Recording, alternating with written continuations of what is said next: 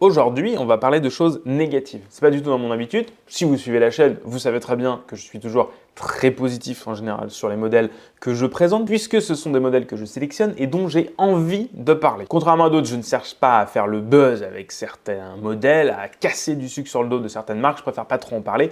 Là, pour le coup, cette vidéo va être un petit peu différente puisque je vais vous expliquer comment identifier une bonne marque d'une mauvaise marque. Alors bien sûr, j'ai pas la prétention de connaître toutes les marques et donc dans cette vidéo, je vais vous expliquer comment je fais pour vous déconseiller ou vous recommander une marque quand vous me posez une question sur Instagram. Parce que voilà, ça fait quand même plus de 15 ans que je suis passionné d'horlogerie, ça fait 10 ans que Very Good Lord a été créé, donc des questions, j'en ai absolument tous les jours et donc même quand je ne connais pas, je suis capable d'aller sur un site internet ou d'avoir une pièce en main et de vous dire à peu près ce que ça vaut, si ça vaut le coup de l'acheter ou non. Voilà, donc comment je fais pour identifier si une marque est valable, comment je fais pour vous dire si ça vaut le coup d'être acheté, comment je fais pour vous dire si c'est une mauvaise affaire ou non. J'ai rien contre les marques qui vont être citées dans cette vidéo. Franchement, j'ai rien personnellement contre ces marques. En général, j'essaie d'être le plus factuel possible quand on me pose des questions. Et pour le coup, là, je vais vous montrer comment factuellement on identifie une bonne marque d'une mauvaise. Alors déjà, pour commencer, n'hésitez pas à me poser des questions, n'hésitez pas à me contacter sur Instagram, @verygoodlord ou à me poser des questions dans les commentaires des vidéos, j'y réponds toujours avec plaisir et je vous fais part de mon expertise gratuitement sur les réseaux sociaux, au quotidien. Voilà, je vous réponds en général très rapidement. N'hésitez pas à le faire, franchement, ça me fait plaisir de vous aider, ça fait plaisir de ne pas vous envoyer vers une saucisse. Donc déjà, dans un premier temps, vous pouvez faire ça, là même là, maintenant, vous pouvez écrire un commentaire, me dire qu'est-ce que tu penses de cette marque, Arnaud. Le deuxième conseil que je peux vous donner pour savoir si une marque vaut le coup, déjà, c'est de l'avoir en main, la pièce. Il faut toucher la pièce, il faut l'essayer, il faut la remonter, il faut la régler, il faut l'écouter, il faut… Voilà, c'est quelque chose de très physique, mais avoir une montre en main permet de dire à la fin, quand on a un peu l'œil, si une montre vaut le coup ou non d'être achetée.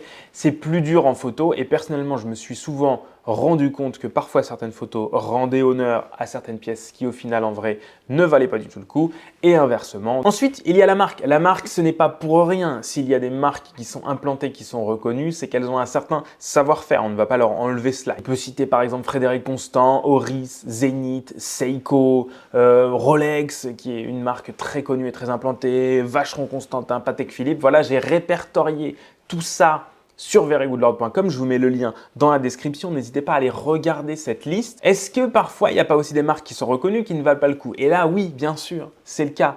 On prend le cas de Festina, on prend le cas de Fossil, on prend le cas de Daniel Wellington, de Cluse, voilà, ce sont des marques qui se sont fait un nom dans le milieu de l'horlogerie, si je puis dire, de l'horlogerie assez tendance, assez mode, mais qui finalement produisent des montres d'assez mauvaise qualité pour le prix auxquelles elles sont vendues. Alors pourquoi je vais vous déconseiller ces types de marques? J'ai rien contre ces marques personnellement, mais c'est juste qu'en termes de rapport qualité-prix, en termes de finition, de type de matériaux utilisés, de type de mouvement utilisé, d'origine de production, de qualité globale de la montre, de réparabilité de la montre, eh bien, ce sont des marques qui produisent des montres jetables d'assez mauvaise qualité et je trouve ça dommage d'acheter ce type de montre. A contrario, on peut aller acheter une Casio G-Shock qui pour le coup va être une montre autour, allez, une centaine d'euros, vous avez une Casio G-Shock qui va être extrêmement costaud, qui va durer dans le temps. Je ne dirais pas qu'elle sera réparable, mais au moins elle sera très costaud et c'est une montre éprouvée par une marque éprouvée. Pareil chez Seiko, on peut trouver des montres qui sont pas très chères, mécaniques, pas très chères, c'est moins de 200 euros. On peut trouver des montres aussi chez Timex. Timex, on est vraiment à la frontière, voilà, entre déconseiller et acheter. Voilà, c'est des montres qui sont jolies, qui sont assez bien faites, mais c'est pas des montres d'une extrême qualité. Donc on en a pour son argent, comparé à d'autres montres bas de gamme. Je vais noter Emporio Armani, Lacoste, Michael Kors, Guess. Donc ça, c'est encore ce type de montre très fashion avec un gros nom dessus qu'on connaît, mais derrière, il n'y a rien que voilà, des composants d'assez mauvaise qualité, un assemblage d'assez mauvaise qualité et une montre qui, in fine, ne va pas durer longtemps, va vous coûter assez cher et ne sera pas réparable s'il y a un problème. Alors parfois, il y a des petites surprises, notamment la marque Ralph Lauren, capable de produire des montres d'assez bonne qualité, mais là, on n'est plus dans des ordres de prix de quelques centaines d'euros. Là, on passe au-delà du millier d'euros. Alors ensuite, une fois qu'on a vu la marque, on peut regarder l'originalité de la pièce. Est-ce que c'est une copie? Est-ce qu'il y a des inspirations? Bien sûr, la copie, On le verra tout de suite. La copie, c'est vraiment quelque chose que je vous déconseille d'acheter. Et s'il y a des inspirations, est-ce que c'est des inspirations qui sont vraiment franches? Est-ce que c'est des toutes petites inspirations sur certaines petites vis, etc. Alors parfois, ça peut être juste de la copie, parfois ça peut être des grosses inspirations, typiquement D1 Milano avec Royal Oak, où là, on se rend compte que vraiment, on a une énorme inspiration. Voilà, moi, c'est le genre de marque que je ne vais pas recommander d'acheter parce que je trouve ça dommage d'acheter une pièce uniquement parce qu'elle ressemble à une autre, uniquement parce qu'on ne peut pas s'offrir quelque chose. Ensuite, après l'originalité, je regarde l'origine de fabrication. Est-ce que la montre est Swiss made? Swiss made, en général, ça veut dire que la montre est fabriquée en Suisse, bien entendu, mais on s'est un peu pris la tête. Ça coûte très cher le Swiss made. Il y a des douanes énormes. Donc forcément, si on a fait du Swiss made, c'est on est allé chercher certaines pièces, on est allé chercher certains mouvements, on est allé chercher une fabrication particulière et on ne le fait pas juste par plaisir, juste pour mettre un coup de tampon. Les Suisses sont assez protecteurs de leur Swiss made. S'il y a Made in France, bon, Made in France, on ne produit plus grand-chose en France, donc en général, c'est des composants qui viennent d'ailleurs. Ça ne me permet pas de dire si oui ou non une montre vaut le coup d'être achetée. Si c'est Made in China, honnêtement, il y a tellement de choses qui sont fabriquées en Chine. La Chine et toute l'Asie sait faire le meilleur comme le pire. La pire copie comme la meilleure qualité. Ils savent faire les deux. Donc honnêtement, encore une fois, ça veut dire dans la plupart des cas que c'est pas de trop bonne qualité, mais c'est pas rédhibitoire. Parfois, il y a des vraies belles surprises. Si vraiment vous avez une seule chose à faire, c'est regarder la montre et l'avoir en main. C'est ça le plus utile. Pour la suite, je vais continuer personnellement à regarder les matériaux. Les matériaux, ça va être l'acier utilisé pour la boîte. Est-ce qu'il y a du PVD? S'il y a du PVD, est-ce que c'est un PVD de qualité? Un PVD bas de gamme, en général, va vieillir très très mal. Il faut se renseigner avec ce qui est marqué sur les fiches produits. Plus une fiche produit est garnie, plus ça permet de s'assurer que, ok, ça c'est une montre que je peux acheter parce qu'il y a le bon mouvement, c'est le bon acier, c'est la bonne boucle déployante, bonne matière de bracelet, etc. Tous ces petits éléments permettent de dire si on peut acheter une pièce. Et ensuite, là, c'est le cœur de l'analyse, c'est les finitions. Là, franchement, c'est là que je vais pouvoir vous dire en regardant une pièce si la pièce vaut le coup ou non. Alors les finitions, ça va être vraiment multiple. Déjà, il faut regarder le prix par rapport aux finitions. Si on a des côtes de Genève avec des finitions incroyables sur le mouvement, etc., et que la montre vaut 50 €, là, on peut se dire que il y a un loup, c'est pas possible d'avoir des finitions incroyables sur une montre qui vaut pas cher parce que c'est du temps, de la technicité, des outils, c'est du savoir-faire et forcément ça a un prix. Regardez les marques qui sont des marques de qualité pas très chères. Je vais nommer Baltic, je vais nommer Serica, je vais nommer Merci Instrument, le magasin Merci qui a sorti des montres mécaniques récemment. C'est des montres qui sont très simples. Elles sont mécaniques, de qualité pas très chère. Et elles sont très simples parce qu'on ne peut pas faire autrement. On ne peut pas avoir des anglages incroyables avec des côtes de Genève, avec du guillochage, avec des choses magnifiques qu'on sait faire en horlogerie, mais qui coûtent très cher. On ne peut pas avoir du très cher pour pas cher, c'est impossible. Donc il faut regarder les polissages, les anglages, la qualité de la boucle déployante, la qualité générale du bracelet, les chanfreins aussi qui vont être sur le boîtier, ça c'est très très important. Voir si c'est des chanfreins qui sont bien réalisés, bien réguliers. Est-ce que le polissage est bien brillant?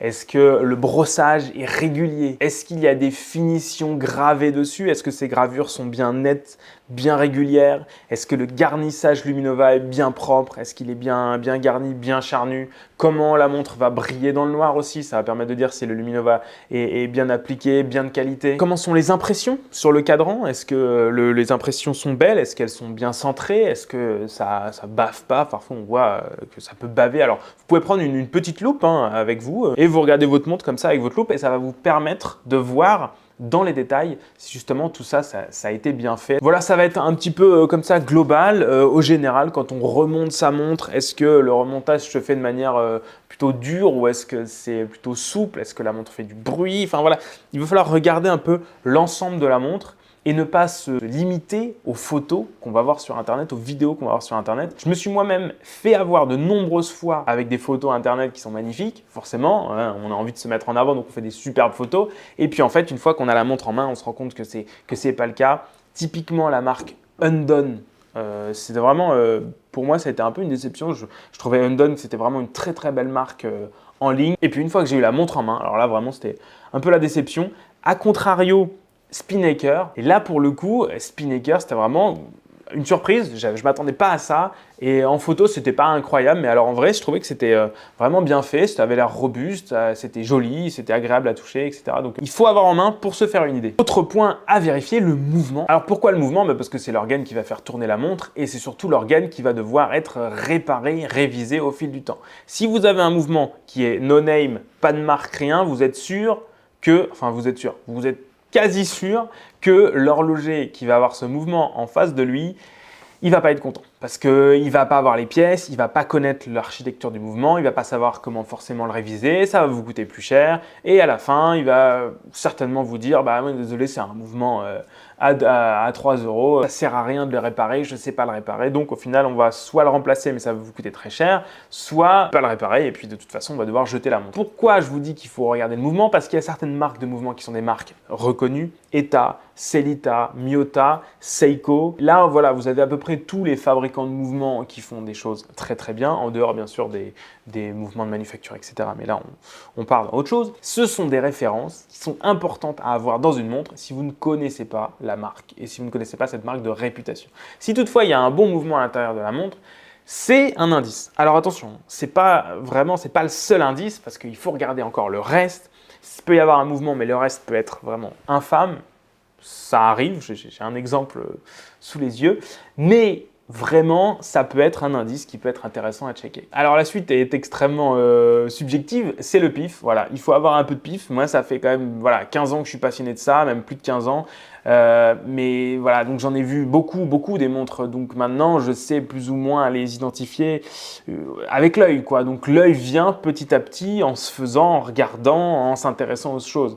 La première fois que j'ai commencé à m'intéresser aux montres, ne vous inquiétez pas, j'ai fait des bourdes énormes. J'ai acheté des Louis Pion, alors j'ai rien contre Louis Pion, ils revendent de très bonnes marques, mais la marque Louis Pion est une marque assez bas de gamme. J'ai acheté, je me souviens avoir discuté avec des gars sur les forums de montres cœur ouvert, squelette, machin, peut-être à 30 € ou 50 € en discutant avec ces gars, en leur disant hey, regardez, cette montre elle est géniale, et les gars m'ont rionné. Mais forcément, on fait des erreurs au début, mais cette vidéo est utile pour ça, pour vous aider à ne pas faire ces erreurs que moi j'ai commises. Donc voilà, maintenant j'arrive à 10 km à reconnaître une saucisse d'une non-saucisse. Et ce qui est utile à la fin, c'est d'acheter des pièces qui durent dans le temps. Toutes les pièces que j'ai achetées depuis que j'ai commencé à m'intéresser à l'horlogerie, aujourd'hui, je les ai encore et elles fonctionnent. Les petites Seiko Divers achetées 50 € sur eBay il y a, c'était quoi, en 2008 ou en 2009, eh bien elles sont encore dans mon placard. Elles servent encore, je les porte toujours. J'en ai encore porté une il y a 3 jours. Donc c'est ça qui est intéressant, c'est ça qui est utile dans l'horlogerie. C'est qu'on n'achète pas un truc juste parce que c'est joli et parce qu'on va se faire avoir. On achète une pièce parce qu'on a envie de la garder, de la transmettre, de la réparer, de faire des choses. Et je sais que ces pièces-là, ce sera le cas. Ensuite, je regarde aussi le rapport détail-prix. Alors détail qu'il y a sur la montre, comme je vous disais tout à l'heure, les finitions, etc. On ne peut pas avoir un quantième perpétuel pour 150 €. On ne peut pas avoir ni même un quantième annuel pour 60 €. On ne peut pas avoir un tourbillon non plus pour 166 €, comme pour ce que je vois là, j'ai devant mes yeux qui est absolument hideux. On ne peut pas avoir une Richard Mille pour 50 €. Alors bien sûr, ce serait une fausse Richard Mille. Mais voilà, c'est vraiment des pistes qui vous disent ok, ça c'est une très très mauvaise idée. Ce truc-là, ok, ça a l'air génial parce que c'est beau et c'est pas cher. Enfin, c'est beau et c'est pas cher, mais c'est une très mauvaise idée. En général, quand l'affaire est trop belle, c'est qu'il y a une arnaque. Encore une fois, je n'ai rien contre toutes ces marques. Je ne cherche pas à dénigrer ces marques. Ces gens font bien ce qu'ils veulent. On est dans un monde capitaliste. On vend ce qu'on veut, à qui on veut, du moment que ce soit pas illégal ou que ce soit pas une escroquerie. Moi, je veux juste vous aider à trouver les clés pour vous permettre, une fois que vous êtes tout seul devant votre écran ou tout seul en bijouterie, pour vous aider à acheter la bonne pièce. Et j'espère y avoir contribué. N'hésitez pas à me laisser un commentaire juste en dessous pour me donner votre avis, me poser une question. Voilà, faites tout ce que tu veux dans les commentaires. C'est assez drôle en général. Récemment, j'ai eu des commentaires bien carabinés. En tout cas, merci d'être toujours plus nombreux sur la chaîne. Ça fait extrêmement plaisir. N'hésitez pas à vous abonner, à mettre la petite cloche et à mettre un pouce en l'air si vous avez aimé la vidéo. Et d'ici la prochaine vidéo, prenez soin de vous.